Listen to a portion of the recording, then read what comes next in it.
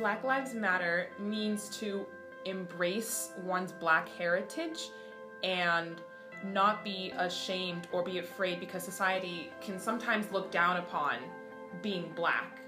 And to embrace your Black culture and to express the celebration of it is what Black Lives Matter is. It's a movement of sharing it with others that we are Black, we are proud, our legacy is loud, and we're not going to be ashamed of it. Hi, and welcome to our podcast. Good morning, good afternoon, and good evening. My name is Mia Sandino, and I am joined by Pineo-Cavanaugh and Mira Robinson. Today we're going to be talking about Black Lives Matter, what it is, how it got started, and why it's so controversial. So let's start off with what Black Lives Matter and hashtag Black Lives Matter are all about. Their website defines their hashtag as an online forum intended to build connections between Black people and their allies to fight anti-Black racism, to spark dialogue among Black people, and to facilitate the types of connections necessary to encourage social action and engagement. We wanted to start by talking about what the major criticisms of the Black Lives Matter movement are. Despite the strong support it receives, conservative figures like Bill O'Reilly often claim that Black Lives Matter is radical and violent.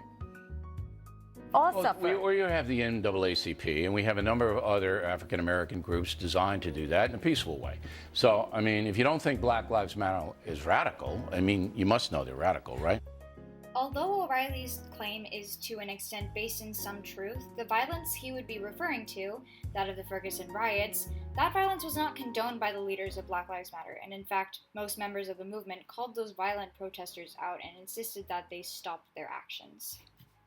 Bill O'Reilly is criticizing the reaction of African Americans, claiming that their protests and demands and anger are out of line. But the piece that's missing is that he doesn't stop to consider why are African Americans angry, what has driven them to the point where they are demanding change, and how would any of us feel if we were systematically discriminated against throughout the duration of our lives? I mean, it's a pretty normal reaction. White oppressors of Black Lives Matter still think that they're being oppressed when they're not being oppressed. They see the Black Lives Matter movement as a threat, that it will oppress them, when in reality it's a call for help and a call for equality. Minorities in America should not have to worry about their safety, and when they speak out against their experiences with violence in the justice system, a system that is supposed to protect them, they should not have to deal with people who say that they're oppressing the oppressors. Racism is a system that benefits white people, regardless of whether or not you agree with it. Racial minorities cannot, by definition, benefit from racism. Not to mention, people are sometimes resentful that it gets the attention that it does. You've got to be inclusive. You can't sit there and say, I'm just addressing one group. And I think it's very insulting to say, well, white people don't understand it. What are you talking about? You're part of the problem then if you're casting dispersions that way and speaking and labeling all white people, saying that they don't understand the issue or they can't relate to it. That's really not giving people much credit, isn't it? First of all, well, I think it's very insulting to say that white people don't understand it. Can you honestly say that you have experienced the kind of discrimination that Black Americans face in their lives? Have you ever felt unsafe because of your race?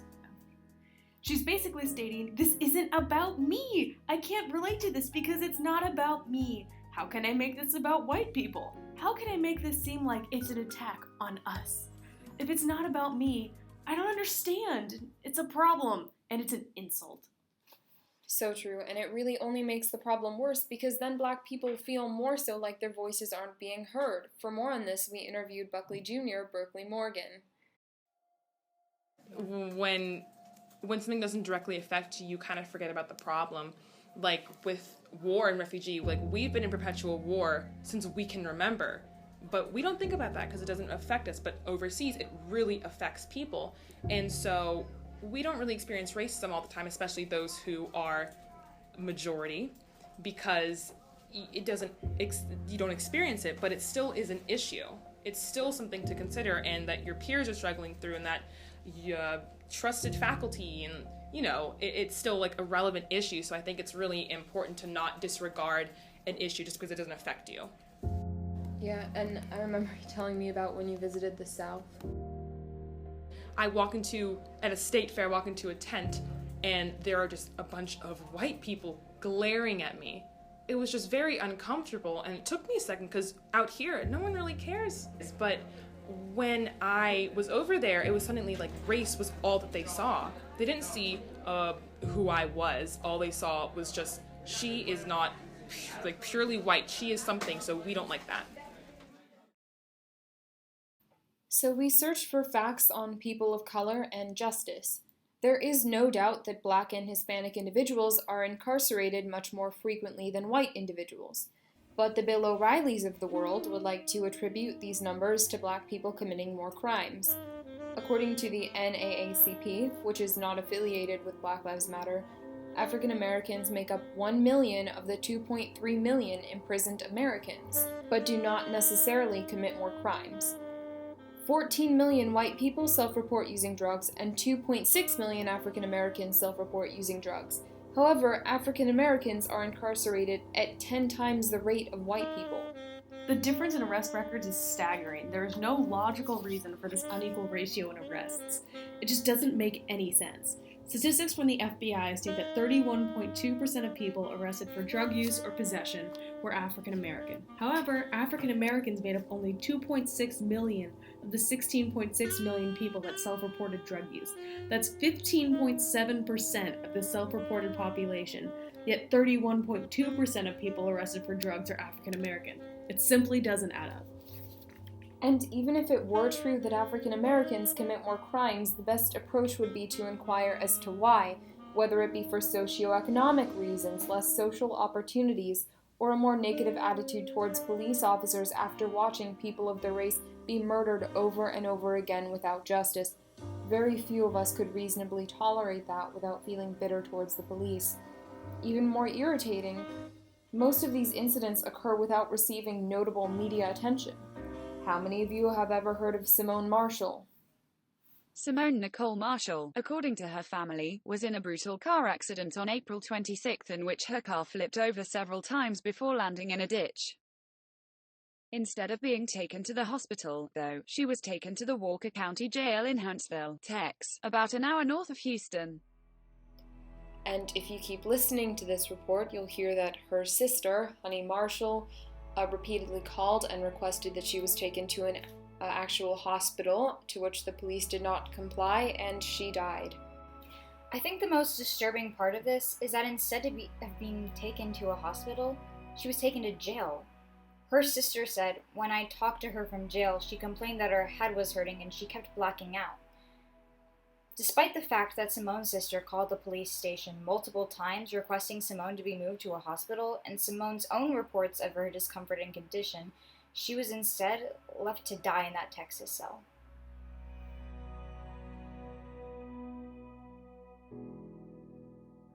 And we also want to touch on double standards and how victims of color in the media are portrayed differently than victims who are white. As many of us know, after Trayvon Martin was shot, while the police investigation was taking place, he was criticized because traces of marijuana were found in his backpack. George Zimmerman actually said that his parents didn't raise him right. So when private school students use drugs like marijuana, it's not viewed as that bad. It's viewed as pretty typical teenage behavior. But when inner city kids and/or African American kids use drugs, they're considered bad, like there's something wrong with them, like it's somehow their fault. There's a more severe stigma attached to that behavior. That's very true, and we can all see the effects of this harmful stereotype as inner city kids are passed off of those who can't be helped. They're troubled and at risk, and instead of fixing the issues surrounding that community, cities instead increase police forces. And even if you're a Black American and you don't live in the inner city, you're not safe from this racism. I think our society has a very twisted way of thinking when it's anybody but a white guy, that if an individual belonging to a race or gender does anything perceived negatively by our society, they automatically represent their entire race, their entire gender. I feel like that's what's leading to these tragic murders of Black Americans. So Black Lives Matter has been compared to a civil rights movement. Alicia Garza, one of the co-founders, went on KPBS News and discussed the origins of the Black Lives Matter movement. Black Lives Matter started actually in 2013 as a national organizing project after George Zimmerman was acquitted in the murder of Trayvon Martin. Folks like Patrisse Cullors and Opal Tometi, who are co-founders of Black Lives Matter, each of us felt deeply that it was important for us to build a base of people who were ready to counter anti-Black racism, which permeates our society. And so Black Lives Matter is really a call and response. It's a response to the virulent anti-Black racism that our society faces and struggles with, and it's a call to action that we take the time to dismantle that. One of the main differences between Black Lives Matter and the civil rights movement is the means by which people communicate their ideas. Imagine if Martin Luther King Jr. had had a Twitter and how quickly his ideas would have spread. But anyways, the point is that Twitter is irrefutably the main social media platform of Black Lives Matter. The phrase Black Lives Matter or hashtag Black Lives Matter was retweeted over 9 million times in 2016. But we should distinguish between these two phrases. The hashtag itself was coined by Alicia Garza, Patrisse Cullors, and Opal Tometi after the shooting of Trayvon Martin. The number of tweets with the hashtag Black Lives Matter or related to Black Lives Matter showed a large spike in August of 2014 after Michael Brown's murder during the initial Ferguson protests. Afterwards, there was a period of lull until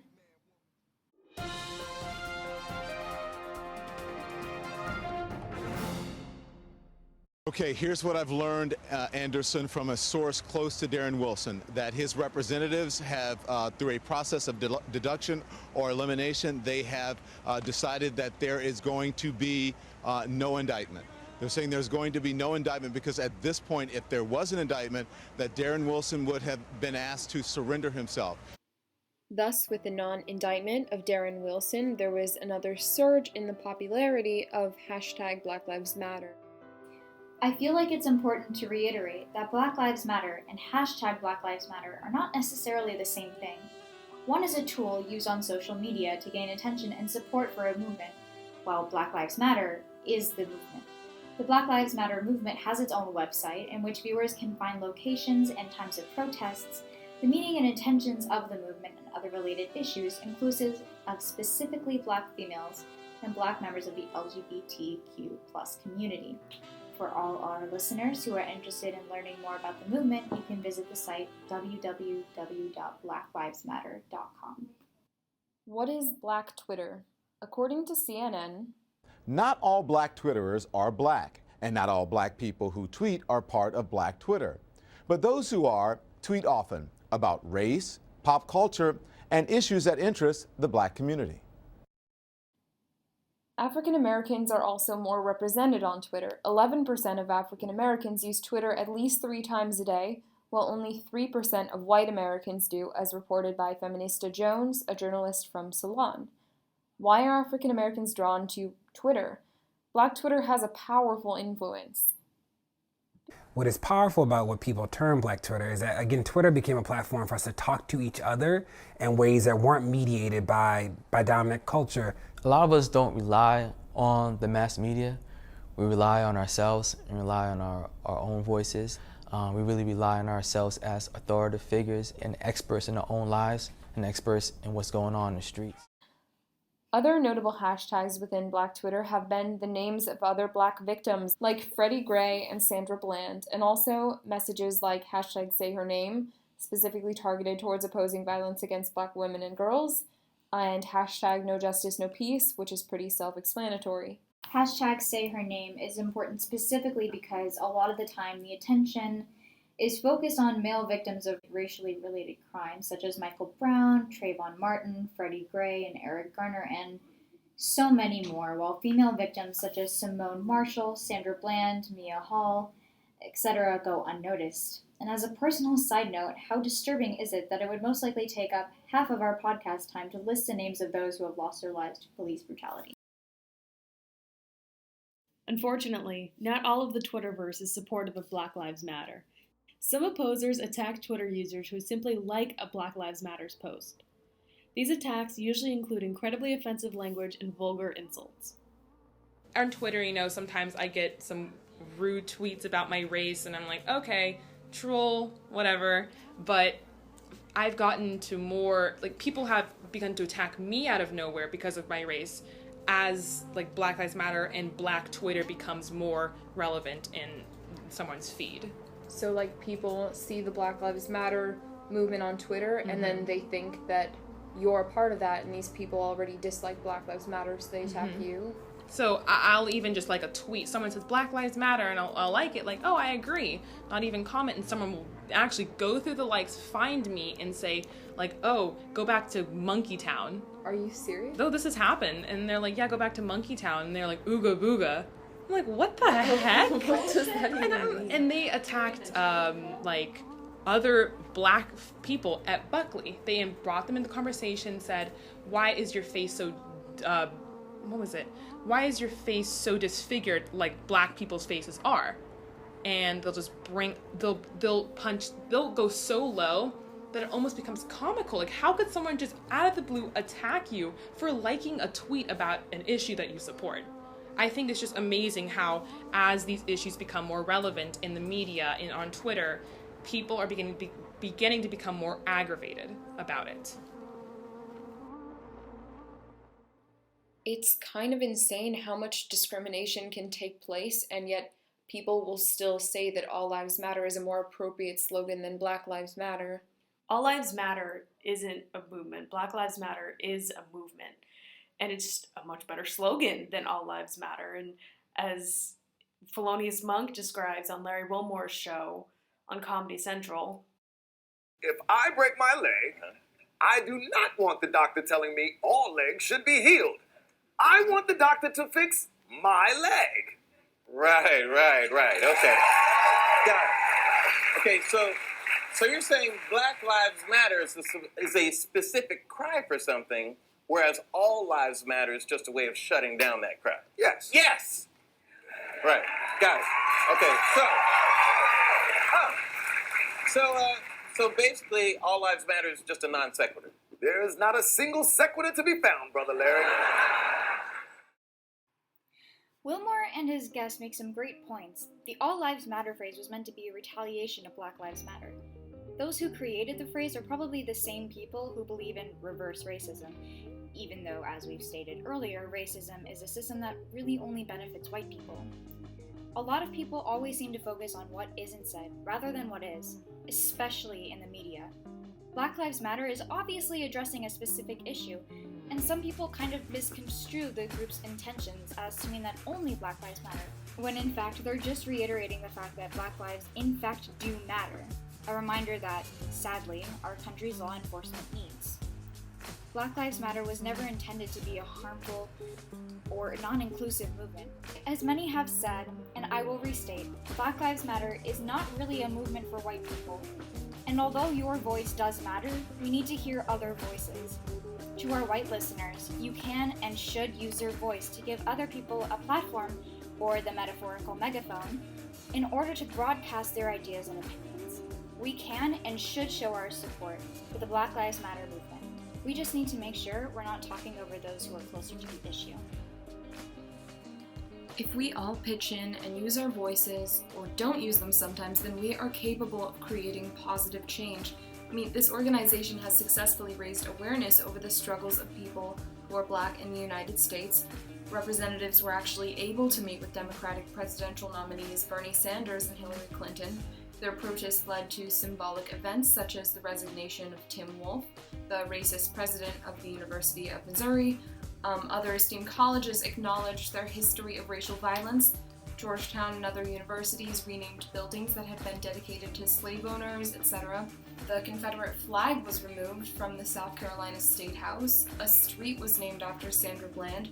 The point is that even in the face of adversity, this group has been able to really make progress in the fight for racial equality in the United States, and that is an organization that I think we can all get behind. Thank you for joining us today on our podcast concerning Black Lives Matter.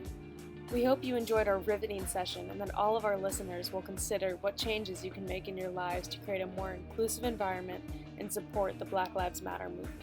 Thank you.